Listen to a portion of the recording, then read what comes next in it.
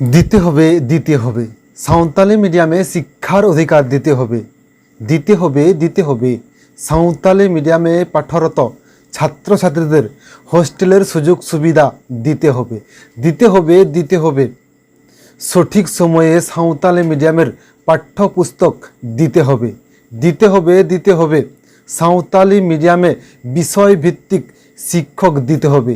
এরকম আর কতদিন এইরকম আদিবাসীরা আন্দোলন করবে? এরকম আর কতদিন আদিবাসী ছাত্রছাত্রী শিক্ষক এবং অভিভাবকরা আন্দোলন করবে?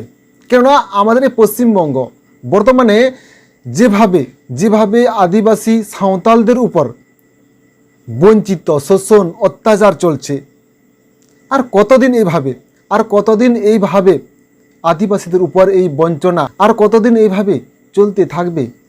কেননা আমরা আজকের এই যে চিত্রটি বা এই যে ভিডিও ক্লিপটি আমরা দেখলাম, এই ভিডিও ক্লিপটি দেখে আমরা আজকে অবাক হচ্ছি যে আপনারা কোনোদিন দেখেছেন বাংলা মিডিয়ামে যে সমস্ত ছাত্রছাত্রীরা পাঠরত, হিন্দি মিডিয়ামে যে সমস্ত ছাত্রছাত্রীরা পাঠরত এবং ইংলিশ মিডিয়ামে যে সমস্ত ছাত্রছাত্রীরা পাঠরত, তাদেরকে আপনারা কোনোদিন দেখেছেন রাস্তায় নেমে বা কোনো সরকারি আধিকারিকের অফিসের সামনে তাদেরকে আন্দোলন করতে? কিন্তু দুর্ভাগ্যজনক আমাদের এই পশ্চিমবঙ্গে সাঁওতালি মিডিয়ামে পাঠরত ছাত্রছাত্রীদের রাস্তায় নেমে কখনো আন্দোলন করতে হচ্ছে তাদেরকে, আবার কখনো তাদেরকে বিভিন্ন সরকারি আধিকারিকের অফিসের সামনে গিয়ে তাদেরকে আন্দোলন করতে হচ্ছে। তাদের দাবিটা কি? তাদের দাবিটা হলো সঠিক সময়ে পাঠ্যপুস্তক দিতে হবে, হোস্টেলের সুযোগ সুবিধা দিতে হবে, সাঁওতালি মিডিয়ামে পাঠরত সমস্ত স্কুলগুলিতে বিষয়ভিত্তিক শিক্ষক দিতে হবে। এরকম আর কতদিন আন্দোলন করতে থাকবে আদিবাসীরা? অর্থাৎ এক কথায় বলা যায় যে সাঁওতালি মিডিয়ামে অর্থাৎ আদিবাসী সাঁওতালদের মাতৃভাষায় শিক্ষার অধিকার থেকে এইভাবে আদিবাসীদেরকে আর কতদিন বঞ্চিত করে রাখা হবে? এটা এখন আজকে বড় প্রশ্ন হয়ে দাঁড়িয়েছে। তো জোহার, নমস্কার, আর আপনারা দেখছেন দিনাম খবর। আর দিনাম খবর নতুন এপিসোডের নতুন ভিডিওতে আজকে সবাইকে স্বাগত। আজকে আমরা যে ভিডিও ক্লিপটি কিছুক্ষণ আগে যেটা দেখলাম, সেই ভিডিও ক্লিপটি হলো যে মুর্শিদাবাদ জেলার নবগ্রাম ব্লকের পাখিরাডাঙ্গা স্কুলের ছাত্রছাত্রীদের আন্দোলনের ছবি। তারা বিডিও সাহেবকে অর্থাৎ নবগ্রাম ব্লকের বিডিও সাহেবকে ঘিরে তারা বিক্ষোভ দেখাচ্ছে। তাদের দাবিটা কি? তাদের দাবিটা হচ্ছে যে পাখিরাডাঙ্গা স্কুলে যে প্রাথমিক থেকে মাধ্যমিক পর্যন্ত সাঁওতালি মিডিয়ামে পঠন পাঠন চলছে, কিন্তু সেখানে আশ্চর্য অবাক ঘটনা যে 2 বছর আগে সেখানে হোস্টেল তৈরি হয়েছে। অর্থাৎ এখানে যে শিক্ষকরা যেভাবে জানাচ্ছে যে 2020 সালে হোস্টেল তৈরি হয়েছে, কিন্তু এখনো পর্যন্ত সেখানে ছাত্রছাত্রীদের সে হোস্টেলে থাকার জন্য এখনো পর্যন্ত তাদেরকে সুযোগ সুবিধা দেওয়া হয়নি বা হোস্টেলে রাখা হয়নি।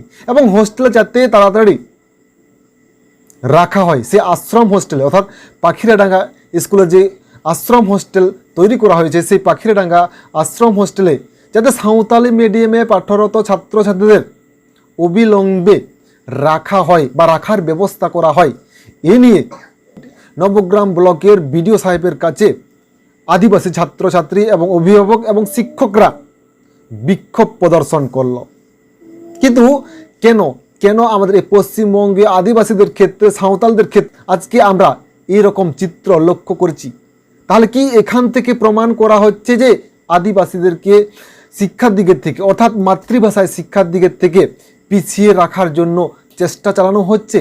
আর তাই আজকে বিভিন্ন জায়গায় বিভিন্ন সময়ে বিশেষ করে আমরা দেখেছি পশ্চিম মেদিনীপুর, বাঁকুড়া, পুরুলিয়া, ঝাড়গ্রাম এই সমস্ত জেলাগুলিতে শিক্ষার অধিকার থেকে অর্থাৎ সাঁওতালি মিডিয়ামে পাঠরত ছাত্রছাত্রীদের কিভাবে পিছিয়ে রাখা যায় বা কিভাবে সেই অধিকার থেকে তাদেরকে বঞ্চিত করে রাখা যায়, এ নিয়ে জঙ্গলমহল এলাকায় যে সমস্ত হোস্টেলগুলিতে সাঁওতালি মিডিয়াম ছাত্রছাত্রীরা হোস্টেল থেকে পাঠরত, তাদের সেই হোস্টেল ফেসিলিটির যে খরচ সেটি দেওয়া হচ্ছে না, বন্ধ করে দেওয়া হয়েছে।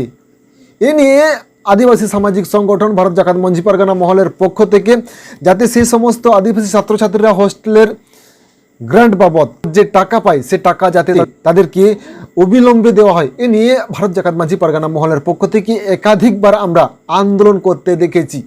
কিন্তু সেম একই ঘটনা মুর্শিদাবাদ জেলার নবগ্রাম ব্লকের পাখিরাডাঙ্গা স্কুলে, যেখানে সাঁওতালি মিডিয়ামে পঠন পাঠন চলছে এবং সেই সাঁওতালি মিডিয়ামে পঠন পাঠন ছাত্রছাত্রীরা যাতে সঠিকভাবে সুষ্ঠুভাবে হোস্টেলে থেকে অর্থাৎ আশ্রম হোস্টেলের থেকে যাতে পড়াশোনা করার সুযোগ পায়,